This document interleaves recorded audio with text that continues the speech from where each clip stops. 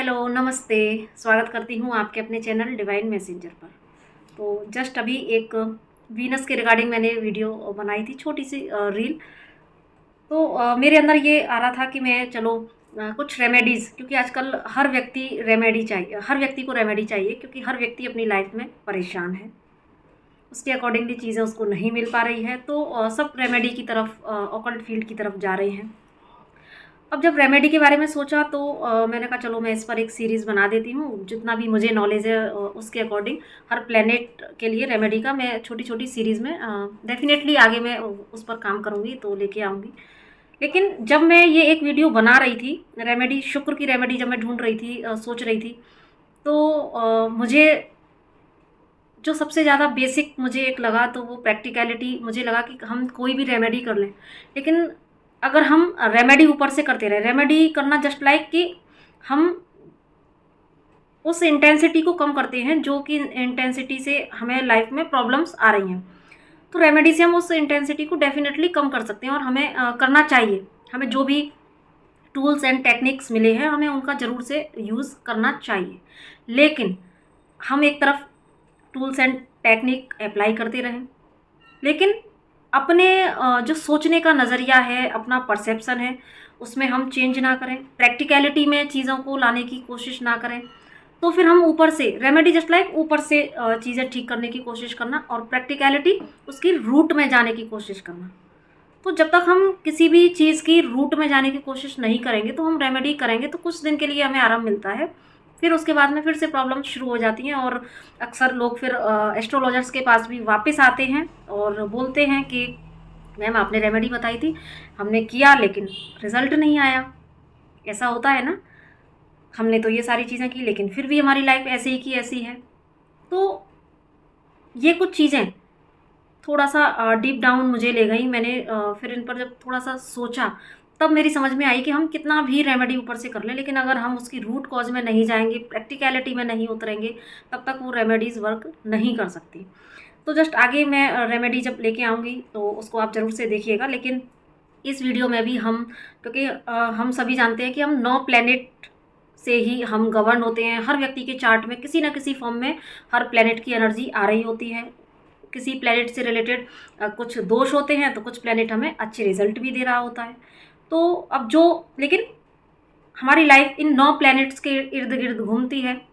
हर planet के अपने-अपने गुण धर्म होते हैं, वो हमें उसकी एनर्जीज़ हमें मिल रही होती है, जो नहीं मिल रही होती उनके लिए हम रेमेडी करते हैं, क्योंकि हमें हर चीज़ चाहिए, है ना? कई बार अक्सर हम राहु केतु से घबराते हैं, लेकिन हमें वो भी चाहिए किसी न किसी फॉर्म में। क्यों?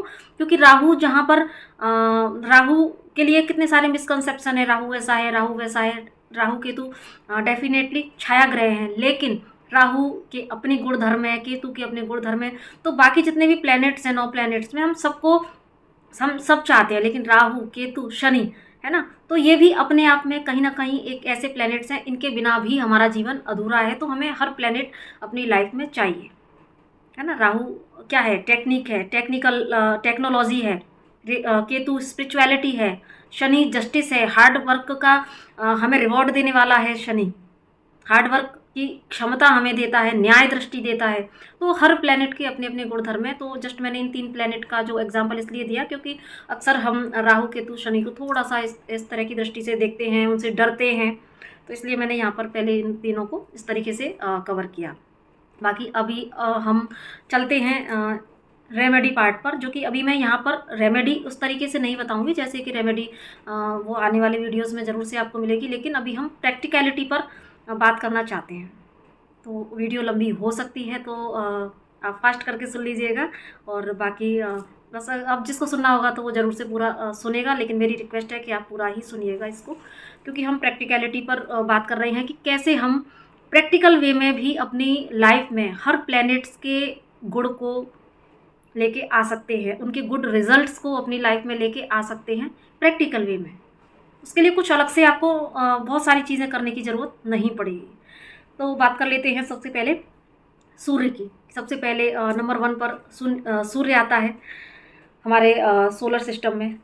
तो सूर्य, क्योंकि हमारी कुंडली में हर ग्रह का अपना अपना महत्व है, लेकिन सूर्य को हमारी कुंडली में आत्मा का कारक माना जाता है और चंद्रमा को मन का कारक माना जाता है। इसलिए ये दोनों प्लैनेट थोड़े से ज़्यादा इम्पोर्टेंट हो जाते हैं हमारी कुंडली के अंदर।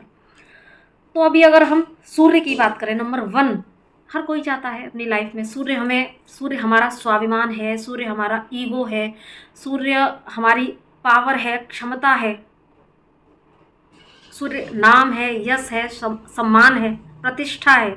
और हर व्यक्ति अपनी लाइफ में चाहता है कि हम सूर्य की तरह चमकें, सूर्य के जैसा लीडरशिप क्वालिटी हमारे अंदर हो, हम भीड़ में भी अलग चमकें।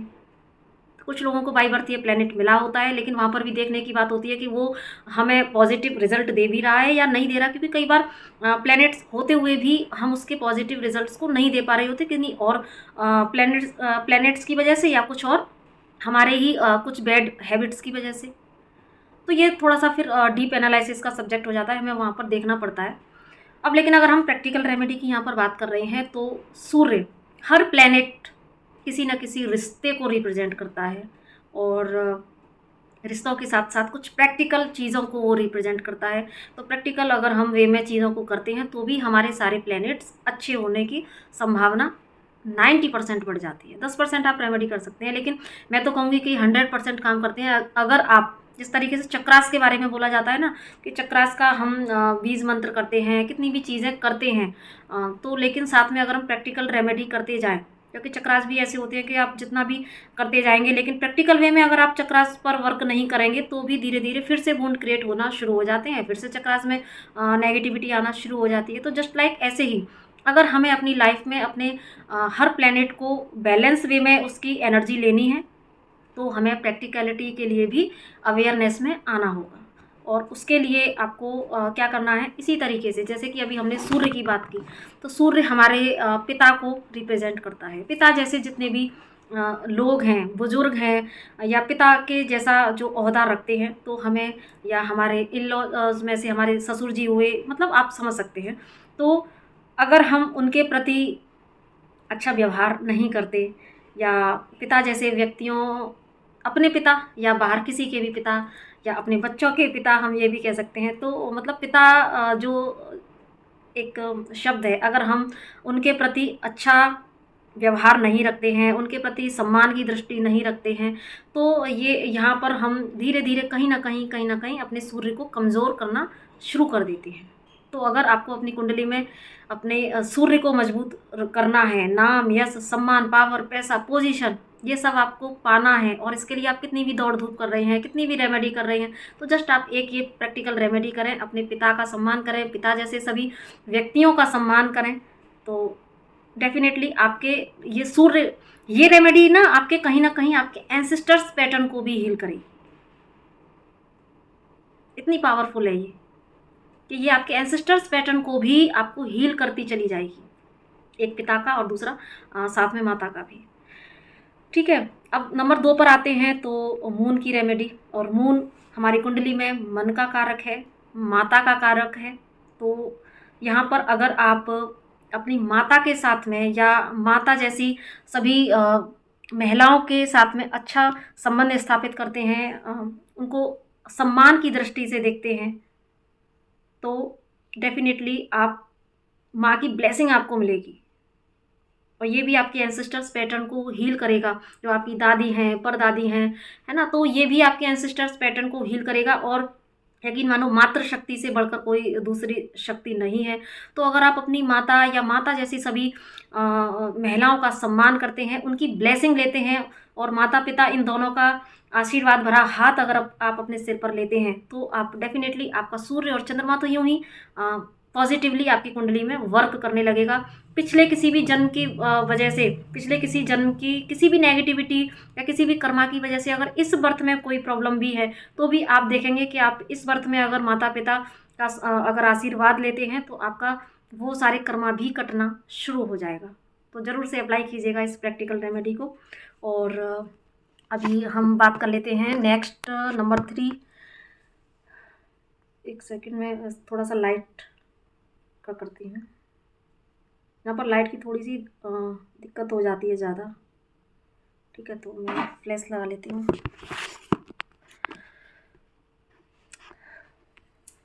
हम्म। अब नंबर 3 पर आता है जुपिटर। ठीक है ना, जुपिटर यानी कि गुरु। और गुरु का जो गुरु अपने आप में शब्द ही ऐसा है, गुरु, जो कि आपको अंधकार से प्रकाश में लेके आता है। अब चाहे वो गुरु आपके आध्यात्मिक गुरु हों, या वो हर एक व्यक्ति जिससे आप कुछ ना कुछ सीखते हैं, आपके मेंटोर हैं, या जिनसे आप कुछ सीखते हैं, आपके शिक्षक हैं। तो अगर आप अपनी गुरु सत्ता का सम्मान करेंगे तो आपका जुपिटर वैसे ही बहुत ज़्यादा स्ट्रांग हो जाएगा। आपको गुरु की ब्लेसिंग लेना सज्जनों बहुत ज़्यादा ज़रूरी है, क्योंकि जितना माता पिता का ओहदा होता है, जितना उनकी ब्लेसिंग काम करती हैं, उतनी ही हमारे जीवन में, कहते हैं ना, गुरु का दर्जा ईश्वर से भी बड़ा है। तो आप समझ सकते हैं कि अगर जाने में अनजाने में अगर आप किसी भी तरीके से अगर अपने गुरु को हर्ट करते हैं, तो यहाँ पर कुंडली में एक दोष बन जाता है, जिसे हम गुरु चांडाल योग भी देखो कहते हैं, है ना। अगर हम गुरु के प्रति गलत अपराध करते हैं तो हमारी कुंडली में गुरु चांडाल योग तक बन जाता है। उसी तरीके से जब हम माता के से रिलेटेड कोई कर्मा क्रिएट कर लेते हैं, तो हमारी कुंडली में चंद्रमा के साथ में राहु बनकर ग्रहण दोष बन जाता है। पिता के प्रति अगर हम अपराध कुछ कर जाते हैं, कर्मा क्रिएट कर लेते हैं, तो हमारे सूर्य के साथ में राहु लगकर वहाँ पर भी ग्रहण दोष लग जाता है। और इस तरीके से अब ये क्यों हुआ? क्योंकि हमने प्रैक्टिकलिटी में गलत किया। समझ रहे हैं ना, हमने प्रैक्टिकलिटी में गलत किया, अपने माता के साथ, गुरुजनों के साथ में, पिता के साथ में गलत व्यवहार किया। उसकी वजह से क्या हुआ? आज हमारी कुंडली पर ग्रहण दोष लग गए। और जब ग्रहण दोष लगते हैं तो सज्जनों बहुत मुश्किल लाइफ में आती है, बहुत मुश्किल आती है। ग्रहण दोष जब लगता है तो आपके पास सब कुछ होते हुए भी, आपके पास टैलेंट भी होगा, आपके पास सारे रिसोर्सेज भी होंगे, लेकिन फिर भी आप अपनी लाइफ में सक्सेस को अचीव नहीं कर पाते। अपॉर्चुनिटीज आती हैं, आते ही ऐसे फिसल जाती हैं, अब आप उनको ग्रैस्प ही नहीं कर पाते। और जस्ट किसकी वजह से? सिर्फ हमने वो प्रैक्टिकलिटी में चीज़ें नहीं की। और फिर जब हम किसी बर्थ में इन दोषों से ग्रसित हो जाते हैं, तो फिर हम रेमेडी की तरफ भागते हैं कि हमें ये रेमेडी करनी है, वो रेमेडी करनी है, लेकिन हम रूट कॉज में नहीं जाते हैं। तो इसलिए ये सारे दोष हमारी कुंडली में बन जाते हैं। अब हम बात कर रहे थे जुपिटर की, तो इसलिए हमें अपने गुरु सत्ता का सम्मान करना चाहिए, उनके आदर्शों पर चलना चाहिए, उनकी गाइडेंस को फॉलो करना चाहिए। क्योंकि कहते हैं ना, गुरु की दृष्टि बहुत विशाल होती है, बहुत विराट होती है। हमारी दृष्टि बहुत सीमित है, हम वहाँ तक नहीं देख पाते जितना कि एक गुरु देख लेता है।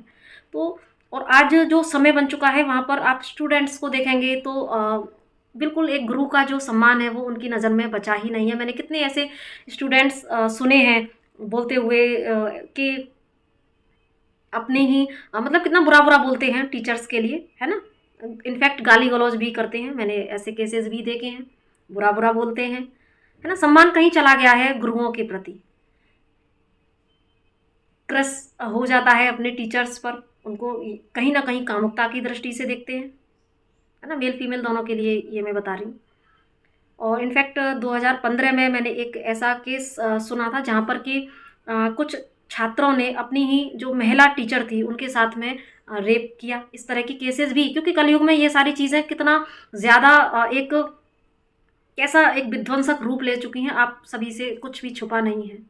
तो यानी कि हम अपने आदर्शों से इतना गिर गए हैं कि हमने अपने गुरु का सम्मान करना छोड़ दिया है। और गुरु को हम इस तरीके से देखना जब शुरू करते हैं तो डेफिनेटली हम कितनी भी रेमेडी करें जुपिटर की, फिर हमारी वो रेमेडी भी वर्क नहीं करेगी। तो इसलिए सज्जनों अपने गुरुओं का सम्मान करें। चौथा, अब बात कर लेते हैं राहु की। तो किसी न किसी रिश्ते से हम प्लेनेट को रिप्रेजेंट यहाँ पर कर रहे हैं। तो राहु के बारे में कहा जाता है कि बहुत ज़्यादा मुझे रिश्ते का तो नहीं पता, टू बी वेरी ऑनेस्ट, लेकिन जहाँ तक मुझे जानकारी है, राहु को ससुर जी से रिप्रेजेंट किया जाता है। बाकी अब हर व्यक्ति का तो मतलब एक टाइम के बाद ही हम इन रिश्तों में बंधते हैं, है ना। तो यहाँ पर अगर हम जस्ट उनको छोड़ भी दें तो ये तो वो भी एक उस रेमेडी में आ गए कि उस चीज़ में आ गए कि भाई वो अगर ससुर जी भी हैं तो भी वो हमारे लिए सम्मान योग्य है ना। पिता वाली रेमेडी में वो आ गए। तो अगर हम इस पॉइंट को छोड़ भी देते हैं, ये तो हमें करना ही है, वो हम पहले पॉइंट में बात कर चुके हैं सूर्य की रेमेडी में। लेकिन राहु क्या है, अगर हम इसके प्रैक्टिकल एसेंस को निकालने की कोशिश कर रहे हैं, क्योंकि हम प्रैक्टिकल रेमेडी की तरफ जा रहे हैं। तो राहु नंबर 4 से उसको रिप्रेजेंट किया जाता है। तो नंबर 4 क्या है? नंबर 4 एक सिस्टम है, नंबर 4 डिसिप्लिन है।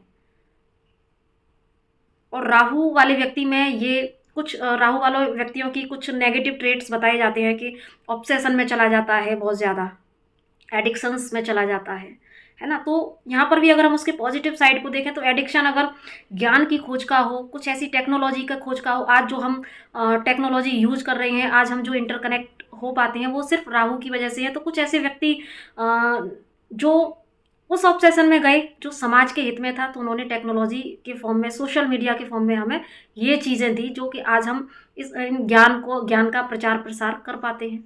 तो इस वे में टेक्नोलॉजी कितनी अच्छी है, राहु कितना अच्छा है। तो हम कई बार राहु के लिए रेमेडी करते हैं, राहु के मंत्रों का जाप करते हैं, लेकिन अगर हम प्रैक्टिकल रेमेडी की बात कर रहे हैं तो हम अगर सिस्टमेटिक तरीके से, डिसिप्लिन वे से अपनी लाइफ को चलाना शुरू कर देते हैं, तो आप अपनी लाइफ में डेफिनेटली बहुत चेंज महसूस करेंगे। आते हैं, अक्सर हम देखते हैं कि घर पे लोग सामान अगर अस्त व्यस्त पड़ा हुआ है, बिखरा पड़ा हुआ है, तो हम कहीं ना कहीं इस तरीके से भी अपने राहु को खराब करते हैं। आजकल प्रचलन कि टीवी देख रहे हैं, बिस्तर पर खाना खा रहे हैं, तो ये हमारे राहु को खराब करता है।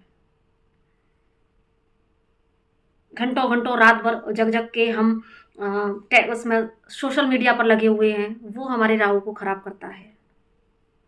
तो राहु की अगर प्रैक्टिकल रेमेडी की बात करें तो अगर आप सिस्टेमेटिक लाइफ को, एक डिसिप्लिन्ड लाइफ को आप करना शुरू कर देते हैं, अपनी चीज़ों को, अपने घर में सारी चीज़ों को एक व्यवस्थित तरीके से रखना शुरू करते हैं, अपनी लाइफ को पूरे रूल्स एंड रेगुलेशन से, इन द सेंस कि एक डिसिप्लिन वे में अपनी लाइफ को चलाना शुरू करते हैं कि भाई टाइम वेस्ट नहीं करना और सारी चीज़ों को टाइम से करना है, अच्छे से करना है, डिसिप्लिन वे में करना है। तो आप देखेंगे कि आपका राहु और जो चीज़ें मैंने बताई कि बेड पर खाना खाना या मोबाइल देखते हुए खाना खाना, तो ये सारी चीज़ें अगर आप इन चीज़ों में सुधार लाते हैं और इस तरीके से अगर आप व्यवस्थित और डिसिप्लिन वे से, अनुशासित तरीके से अपनी लाइफ में चीज़ों को करते हैं, तो ये कहीं ना कहीं आपकी लाइफ में तो एक सकारात्मक परिवर्तन लेके ही आएगा। क्योंकि जब आप व्यवस्थित तरीके से काम करते हैं तो आपके काम भी आसानी से होते हैं, जल्दी होते हैं, और फिर आपको हौच पौच भी नहीं रहती, फिर माइंड में इतने कॉन्फ्लिक्ट भी नहीं होते। और राहु, जब आप इस तरीके से काम नहीं करते, तो राहु के बारे में कहा जाता है ना कि राहु कितना ज़्यादा माइंड में डाउट की एनर्जी क्रिएट करता है, बहुत सारा थॉट्स आना शुरू हो जाते हैं, है ना। तो लेकिन जब आपने इस माइंड को काम दे दिया, आप व्यवस्थित तरीके से अपने सभी जो आपने प्लान्स बनाए हैं, उन प्लान्स पर आप रेगुलर बेस पर बहुत अच्छे से डिसिप्लिन वे में अगर आप काम कर रहे हैं, तो आपका राहु अच्छा हो जाएगा। तो ये मुझे यहाँ पर एक पॉइंट की बात लगी, और ये डेफिनेटली काम करती हैं चीज़ें। एक मेरी भी कुंडली में राहु का एक कार्मिक नंबर था, जो कि, लेकिन मेरा एक विशेष गुण था कि पता नहीं गुरु की कृपा शुरू से मेरे ऊपर रही है बचपन से, कि वो कार्मिक नंबर होकर भी, हाँ, उसने मुझे बहुत लाइफ में स्ट्रगल दिया। चीज़ें मुझे बहुत मुश्किल से, बहुत एफर्ट, बहुत स्ट्रगल के बाद में लाइफ में मिली है। और लेकिन ये ज़रूर है कि इसके जो नेगेटिव जो ट्रेट्स होते हैं, वो पता नहीं क्यों गुरु की कृपा से मैं थोड़ा सा उन पर विजय पा पाई, क्योंकि मैं बहुत ज़्यादा हार्ड वर्कर रही थी। मैंने कभी हार नहीं मानी और मैं लगातार लगी रहती थी, और बहुत सारी फेलियर्स देखने के बाद भी, जबकि मैंने इसीलिए आपको पहले ही बोला कि जब दोस्त कुंडली में इस तरीके से बन जाते हैं राहु से, तो चीज़ें आपको आसानी से नहीं मिलती। अपॉर्चुनिटी आके भी, टैलेंट होते हुए भी आपको वो चीज़ें नहीं मिलती, थोड़ा लेट अचीवर वो बना देती हैं, और कई बार नहीं मिल पाती हैं चीज़ें। तो यहाँ पर मैंने जो विजय पाई सिर्फ इस वजह से कि मैं बचपन से ही बहुत डिसिप्लिन वे में अपनी सारी चीज़ों को करती थी। मेरी पूरा जो रूटीन होता था लाइफ का, बचपन से लेके आज तक बहुत ही डिसिप्लिन वे में काम करना, सिस्टेमेटिक तरीके से करना, तो जस्ट एक इसी आदत ने मुझे कभी हारने नहीं दिया। और लगातार मैं मेरे अंदर कोई शिकायत नहीं है, क्योंकि इन सारे स्ट्रगल से भी मैंने बहुत कुछ सीखा। और इसलिए आज शायद मैं यहाँ पर कोशिश करती हूँ कि मैं अपनी लाइफ के एक्सपीरियंस के बेस पर मैं सारी चीज़ें बता पाऊँ। तो काफ़ी लंबा वीडियो होने जा रहा है, तो लेकिन अभी हम नेक्स्ट उसकी बात कर लेते हैं। आप आराम से सुन लीजिएगा 2 पार्ट में करके। अब नंबर 5 की बात करते हैं, तो नंबर 5 है मरकरी।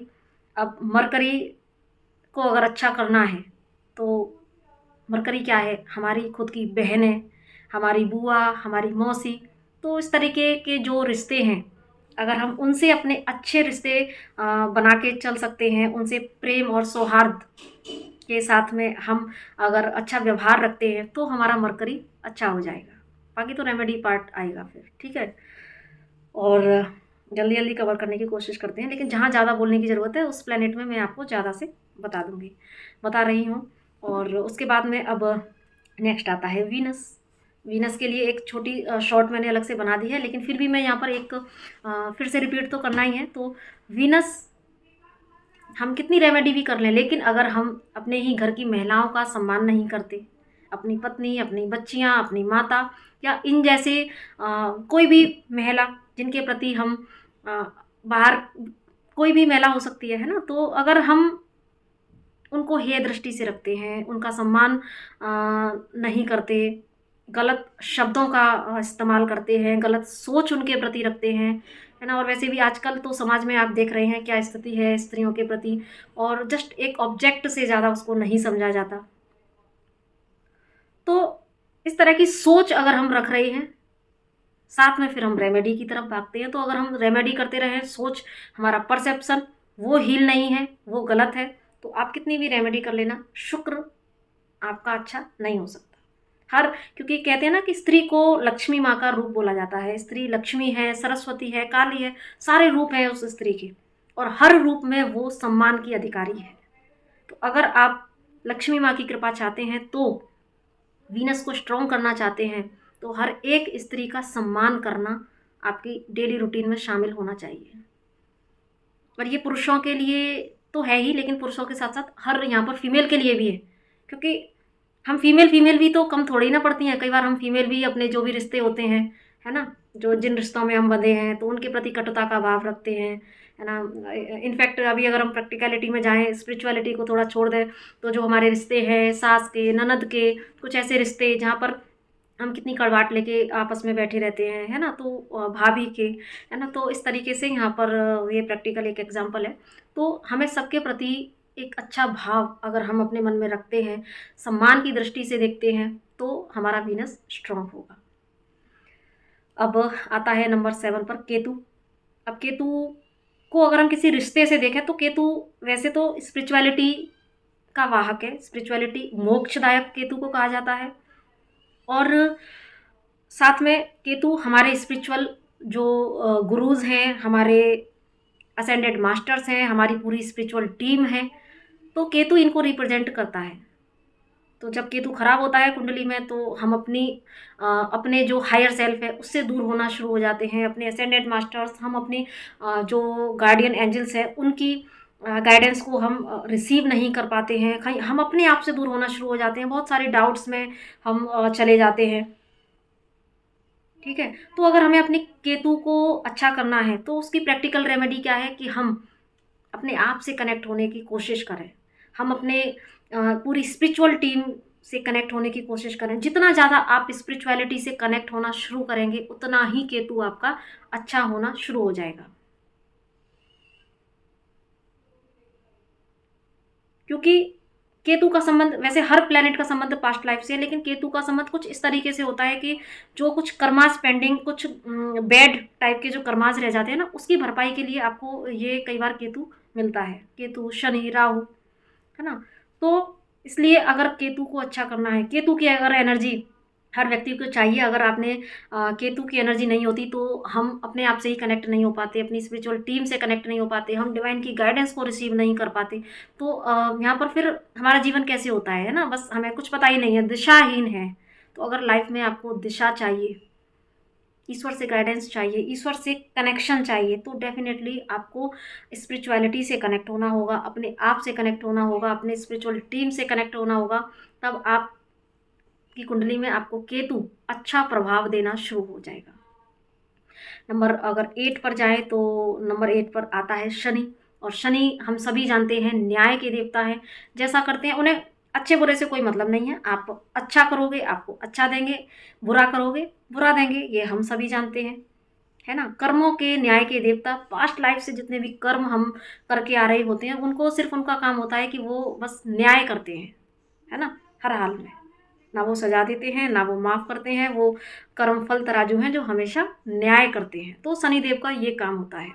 और अगर हम को रिलेट करें तो शनि जो जिनको हम फोर्थ क्लास कहते हैं, जो लेबर क्लास के जो लोग होते हैं, कर्मचारी होते हैं, तो अक्सर हम देखते हैं कि लोग थोड़ा-सा उनके प्रति हेय दृष्टि रखते हैं, उनको अच्छे नज़रिए से नहीं देखते हैं। मैंने कुछ लोगों को देखा है कि कितने बुज़ुर्ग रिक्शे वाले हुए या कोई फोर्थ क्लास हुए, तो कुछ लोग चाहे एज में कम होंगे, लेकिन सिर्फ़ वो व्यक्ति ओहदे में नीचा है, वो व्यक्ति की अच्छी जॉब नहीं है, अच्छी पोस्ट पर नहीं है, वो रिक्शा चला रहा है या वो ईंटें ढो रहा है, तो लेकिन सिर्फ़ उसका वो पोस्ट नहीं है, तो लोग बुज़ुर्ग होकर भी मैंने देखा है कि कुछ लोग उनको असम्मान वाले शब्दों से नवाजते हैं, तू करके बोलते हैं। ऐसे मैंने उनसे छोटी बातों बातों पर झगड़ा करना, इनफैक्ट जो खुद पहले से गरीब हैं या इस तरीके की एनर्जी है उनकी, तो आप उनसे बार्गेनिंग करना, कैसे शनि आपको अच्छा फल देंगे? जबकि शनि तो इसी शनि के पास तो यही एक इसको बोलते हैं ना महकमा, वो है शनि के पास तो। तो अगर शनि को अच्छा करना है, तो जो जितने भी ये जो मैंने आपको बोला, जो फोर्थ क्लास जो कर्मचारी लोग होते हैं, तो लेबर क्लास जो लोग होते हैं, तो प्लीज़ आप उन सभी का भी अगर हम सम्मान करते हैं, उनको समय-समय पर डोनेशन करते हैं, उनके साथ बैठकर उनको उनको थोड़ा-सा बड़प्पन दिलाने का अगर हम प्रयास करते हैं, है ना? क्या कहा जाता है कि व्यक्ति वो बड़ा है जो अपने सामने बैठे हुए व्यक्ति को बड़प्पन का एहसास कराए। तो अगर आप उनको इस तरीके से सम्मान देते हैं, थोड़ा-सा उनको प्यार देते हैं, उनकी दुःख-सुख का पूछते हैं, उनको बड़े होने का थोड़ा-सा एहसास दिलाते हैं, क्योंकि वो आपसे कम से कम उम्र में तो बड़े हैं, है ना? अगर कोई बड़ा व्यक्ति इस तरीके से मिलता है तो, बाकी आपसे छोटे हों या बड़े हों, लेकिन अगर हम सम्मान की दृष्टि से उनको देखते हैं, तो आपका शनि डेफ़िनेटली आपको अच्छे रिज़ल्ट देना शुरू हो जाएगा। अब नेक्स्ट और लास्ट जो है हमारा नंबर 9 का जो प्लैनेट्स है वो है मार्स, यानी कि मंगल। और मंगल जिसको कि भूमि पुत्र कहा जाता है ना? तो ग्राउंडेड एनर्जी देने वाला, और लेकिन मंगल एक पैशनेट एनर्जी भी देता है। अगर वो आपकी कुंडली में अच्छा रिज़ल्ट नहीं दे रहा है, खराब स्थिति में है, तो कहीं न कहीं आपके अपने भाई के साथ रिश्ते खराब होते हैं, है ना? आप लेज़ीनेस, लेथार्जिक सा आप फ़ील करेंगे। तो भूमि संबंधी विवाद आपकी लाइफ में ज़रूर से हो सकते हैं। तो इसलिए अगर आपको अपनी कुंडली में मार्स को अच्छा करना है, और अगर मार्स आपका अच्छा है, तो मार्स आपको आपके लाइफ में एक उत्साह वाली एनर्जी देता है, जिजीविषा देता है, काम को करने का उत्साह देता है, साहस देता है, स्ट्रेंथ देता है। तो अगर आपका ये मार्स अच्छा नहीं है, तो आप बिल्कुल बोझिल सा पड़े रहेंगे, कुछ करने का मन नहीं करेगा, और जो अभी बताया भाई के साथ रिश्ते अच्छे नहीं होंगे। तो अगर ऐसी चीज़ें आपकी लाइफ में चल रही हैं, तो कहीं न कहीं हम ये प्लैनेट्स इस तरह के इफ़ेक्ट जब लाइफ में होते हैं, तो ये संकेत दे देते हैं कि कहाँ कमी है, कौन-सा प्लैनेट कमज़ोर है। तो ये आपको अगर अपना बर्थ डेट नहीं भी पता, तो भी ना आप इस तरीके के ट्रेड्स जो अभी मैंने पूरे वीडियो में आपको एक्सप्लेन किए, वो आपको बता देंगे कि ये प्लैनेट आपका कमज़ोर है। तो अगर आप अपनी लाइफ में मंगल की एनर्जी चाहते हैं, है ना, मंगल मंगल से ही आप अपने जीवन में मंगल लेके आ सकते हैं। क्योंकि जब आप एक कर्म प्रधान अपने आप को बना लेते हैं, कि मतलब आप एक पैशन है लाइफ में, कुछ करने का जज्बा है, अगर उस जज्बे के साथ में अगर आप अपनी लाइफ में काम करते हैं, तो आपका मंगल मतलब अच्छा है। तो इसलिए हम यहाँ पर अगर रिश्तों की बात कर रहे हैं कि कौन सा प्लैनेट किस रिश्ते को रिप्रेजेंट कर रहा है, तो अगर आपको अपना मंगल अच्छा करना है, तो अपने भाइयों के साथ में अपने रिश्तों को अच्छा करें, ठीक है? और अपने अंदर एक पैशनेट एनर्जी को लाने की कोशिश करें। और बाकी मंगल की हम रेमेडी खैर पार्ट लेके आएँगे तो ही सारी बताएँगे, कि लेकिन एक चीज़ फिर भी कहूँगी कि अक्सर कई बार कितने लोग हैं जो नॉन-वेज खाते हैं, है ना? कहीं न कहीं किसी का रक्त बह रहा है यहाँ पर, तो मंगल कैसे अच्छा हो जाएगा? तो मंगल को अगर अच्छा करना है, तो किसी का रक्त बहाने से बचें, चाहे वो जानवर का हो या आजकल जो चल रहा है समाज में। बाकी मुझे लग रहा है कि सारे पॉइंट कवर हो गए हैं और काफ़ी लंबी ये वीडियो हो चुकी है, लेकिन फिर भी मुझे बस ये अंदर से गाइडेंस आ रही थी कि हम रेमेडीज़ की तरफ बहुत ज़्यादा भागते हैं, बहुत सारी चीज़ें करते हैं, लेकिन प्रैक्टिकल रेमेडी नहीं करेंगे तो फिर हमारा उद्धार नहीं हो सकता। तो आई होप ये वीडियो ज़रूर से आपको कुछ ना कुछ गाइडेंस देगी, और अगर गाइडेंस आपको दे तो प्लीज़ इसको लाइक, शेयर, और अगर पहली बार आए हैं चैनल पर तो सब्सक्राइब किए बिना नहीं जाइएगा, ताकि और भी इसी तरह की मोटिवेशनल और इंफॉर्मेटिव वीडियोस आपको मिल सकें, समय समय पर टैरो रीडिंग्स या गाइडेंस आपको मिल सकें। तो जो आवाज़ इस प्लेटफॉर्म से उठाने के लिए मुझे डिवाइन ने एक टूल के रूप में खड़ा किया है, तो प्लीज़ मैं चाहती हूँ कि आप सभी भी मेरी आवाज़ बने। तो प्लीज़ इस वीडियो को ज़्यादा से ज़्यादा शेयर कीजिएगा, ताकि हम समाज में जागरूकता भी लेके आ सकें और व्यक्ति को राहत मिल सके कि हम प्रैक्टिकलिटी की तरफ भागें, हम रूट कॉज में जाने की तरफ कोशिश करें और अपनी लाइफ को फिर, क्योंकि हम रेमेडीज़ में ना कई बार बहुत ज़्यादा बंध जाते हैं, लेकिन जब हम प्रैक्टिकल रेमेडी करते हैं तो वहाँ पर आप बंधते नहीं हैं, आप इनफैक्ट और मुक्त हो जाते हैं, क्योंकि आपको एक जीने का सही मायने में सलीका आ जाता है, रिश्ते अच्छे होना शुरू हो जाते हैं। तो इसलिए इसमें आपका कुछ पैसा नहीं लगता, कोई बहुत ज़्यादा एफर्ट नहीं लगता, जस्ट इनफैक्ट आप इसको करते करते एक अच्छे इंसान के फॉर्म में हम कन्वर्ट हो जाते हैं, हमारे रिश्ते अपने साथ में अच्छे हो जाते हैं और साथ में और लोगों के साथ में भी। तो इसी के साथ में मैं अपनी वाणी को विराम देती हूँ, और आप सभी लोग भी बहुत खुश रहें, स्वस्थ रहें और मस्त रहें। तो इसी के साथ नमस्ते, राधे राधे।